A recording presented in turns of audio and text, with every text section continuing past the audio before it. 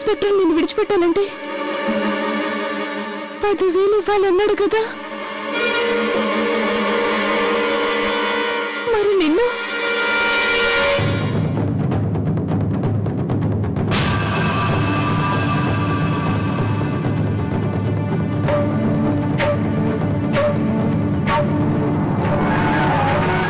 చెప్పు విట్టిదానా, ఇవి ఎలా కొన్నావు?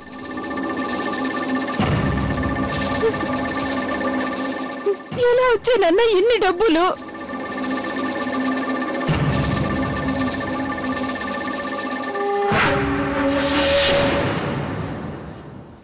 నాన్న,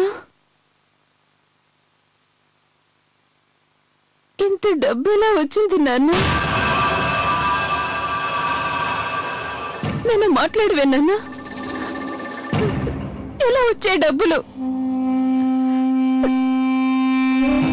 చెప్పబెట్టి నాన్న.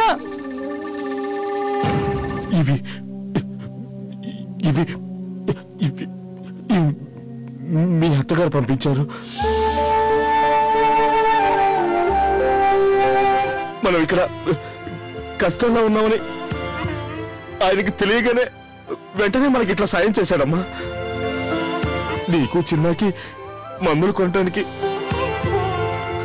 నన్ను జైలు నుంచి విడిపించడానికి, అన్నిటికీ.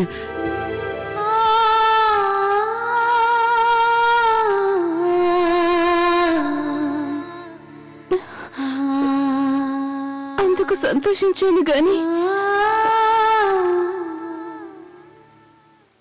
అలా ఏడుస్తావేంటి నాన్న? వీటన్నిటికీ నేను మూల్యం చెల్లించాలి కదమ్మా. అత్తయ్యకి కార్యం అంటే మేము నాట్యం చేయకూడదా?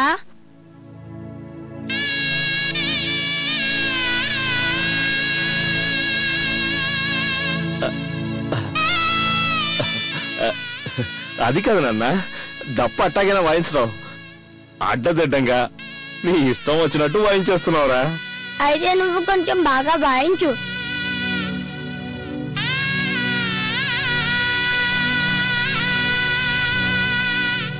ఎందుకు నేను అట్లా విచారంగా ఉన్నా? వాయించినన్నా, నా కోసం నువ్వు వాయించడం ఇదే చివరిసారేమో. తర్వాత నేనుండనుగా.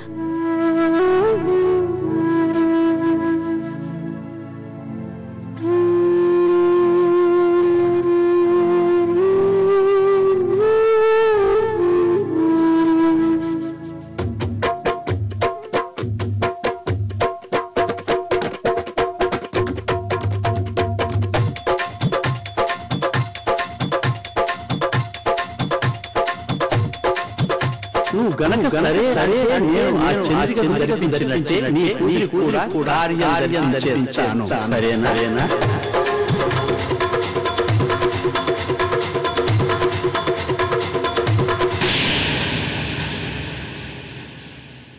భద్రం అన్నా, ఇప్పుడు నన్ను ఎందుకు పిలిపించావు? పెద్ద పనేం కాదు, నీకోసారి చెప్పాలని పిలిపించాను. రేపు పొద్దున్నే లలితను చక్కగా సిద్ధం చేసి ఆ పెద్ద రోడ్డు దగ్గరికి తీసుకురా. పెద్ద రోడ్డుకి ఎందుకు రమ్మంటున్నావు భద్రం అన్నా? అరే, దాన్ని వాళ్ళు అక్కడి నుంచేగా తీసుకెళ్తారు. కానీ లలిత కార్యం జరిపిస్తానని నువ్వు నాకు మాట ఇచ్చావు కదా. మాట కార్యమా? ఇంకేమన్నానా? అరే, నేనేమైనా నీ కూతురు లలిత మామగారినేరా పల్లకి మేళాలు తెచ్చి దాని కార్యం జరిపించడానికి? కానీ ఆ రోజు నువ్వేగా కార్యం అంటే సరేనా అన్నావు. ఇప్పుడు ఈ పనికి మాలిన వేషాలు కట్టిపెట్టి రేపు ఉదయం లలితకు నేను పంపిన ఆ కొత్త చీర కట్టి సిద్ధం చేసి అక్కడికి తీసుకురా. తెలిసిందా? ఎందుకంటే మట్టి కొట్టుకుపోయిన పేద పిల్లైతే వద్దు పొమ్మంటారు వాళ్ళు.